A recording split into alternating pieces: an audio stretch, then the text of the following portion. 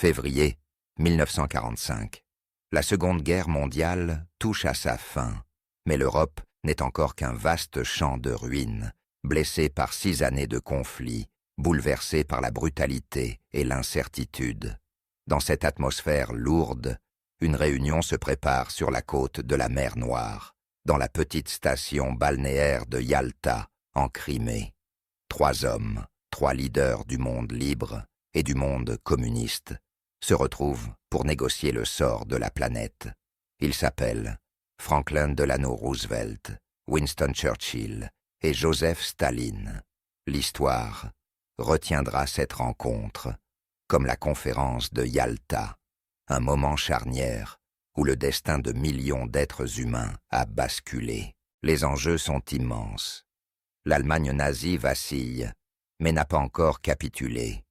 L'Europe centrale et orientale est occupée par l'armée rouge.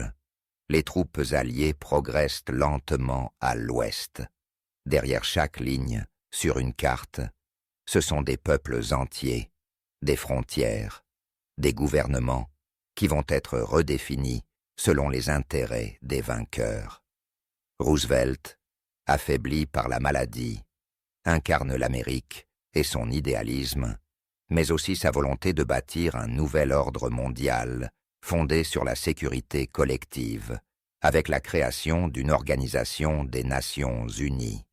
Churchill, le bulldog britannique, défend les intérêts de l'Empire, inquiet de la montée en puissance soviétique. Staline, impassible, avance ses pions. Il sait que ses troupes contrôlent déjà une grande partie de l'Europe de l'Est.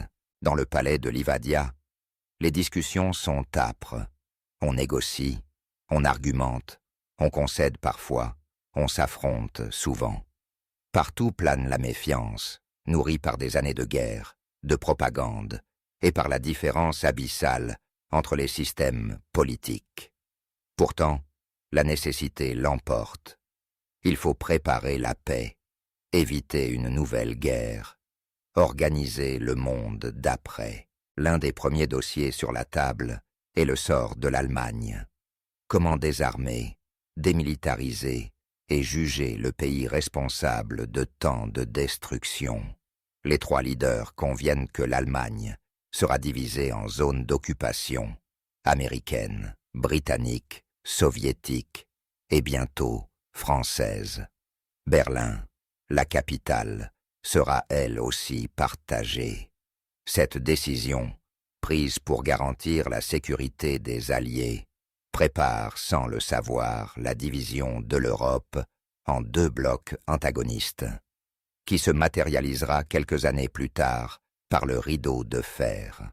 Mais l'enjeu majeur concerne l'Europe de l'Est. Staline exige la reconnaissance de son influence sur la Pologne, la Roumanie, la Bulgarie, la Hongrie et la Tchécoslovaquie. Churchill et Roosevelt, conscients de la réalité militaire, négocient pour garantir l'organisation d'élections libres dans ces pays. La déclaration sur l'Europe libérée, signée à Yalta, promet la souveraineté et la démocratie à tous les peuples libérés du joug nazi. Mais derrière les promesses, chacun sait que la parole de Staline est sujette à caution. Les soviétiques établiront bientôt des régimes communistes à leur solde, verrouillant le rideau de fer sur l'Europe de l'Est. La Pologne, en particulier, cristallise toutes les tensions. Les frontières sont redessinées. La Pologne perd ses territoires de l'Est au profit de l'URSS, mais gagne des terres à l'Ouest, aux dépens de l'Allemagne. Le gouvernement polonais en exil à Londres espère rentrer au pays, mais Staline soutient un gouvernement communiste à Lublin. Les alliés occidentaux cèdent, espérant que la promesse d'élections libres sera tenue. Pour beaucoup de Polonais, la conférence de Yalta sera vue comme une trahison. Au-delà de l'Europe, les discussions portent aussi sur l'Asie. La guerre contre le Japon continue, et l'aide soviétique s'annonce décisive pour hâter la fin du conflit. Staline obtient la promesse de récupérer des territoires perdus lors de la guerre russo-japonaise, notamment la région de Sakhaline et les îles Kuriles. En échange, il s'engage à déclarer la guerre au Japon dans les 3 mois suivant la capitulation de l'Allemagne. Mais Yalta, ce n'est pas seulement le partage du monde, c'est aussi la tentative de bâtir une paix durable. Les 3 grands décident la création de l'Organisation des Nations Unies, une institution qui devra garantir la sécurité collective et prévenir de nouveaux conflits mondiaux. Ils s'accordent sur le principe du droit de veto pour les membres permanents du futur Conseil de sécurité, une concession faite à Staline, mais aussi au réalisme des rapports de force. À la sortie de Yalta, le monde a changé. Derrière les sourires de façade et les poignées de main, chacun comprend que l'alliance de circonstances contre Hitler ne survivra pas à la victoire. Très vite, les divergences éclatent au grand jour. Les Soviétiques prennent le contrôle de l'Europe de l'Est. Les Occidentaux protestent, mais sans pouvoir réellement agir. La guerre froide s'installe, marquée par la méfiance, la course aux armements et la menace nucléaire.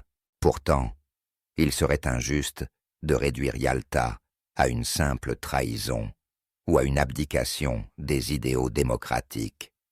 Les 3 hommes, réunis en Crimée, ont dû jongler avec les réalités militaires, les intérêts nationaux et la nécessité de terminer une guerre meurtrière au plus vite. Les compromis, parfois douloureux, étaient inévitables. Roosevelt, malade, mourra à peine 2 mois plus tard, emportant avec lui son rêve d'un monde plus sûr. Churchill, battu aux élections quelques mois après, quittera le pouvoir, non sans alerter sur le danger d'un rideau de fer s'abattant sur l'Europe.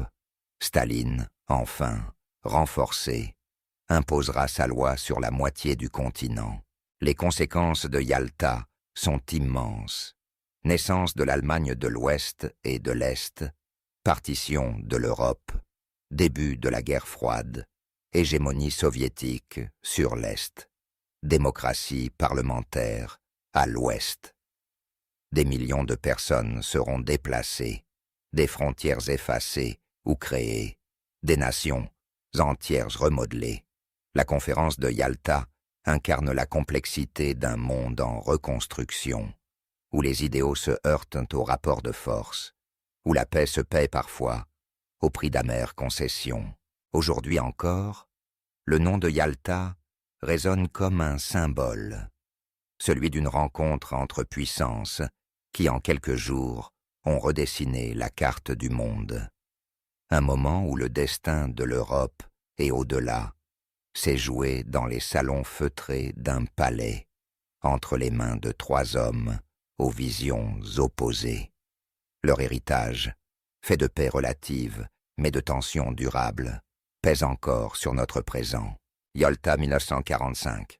3 hommes, 3 visions, et un monde à reconstruire.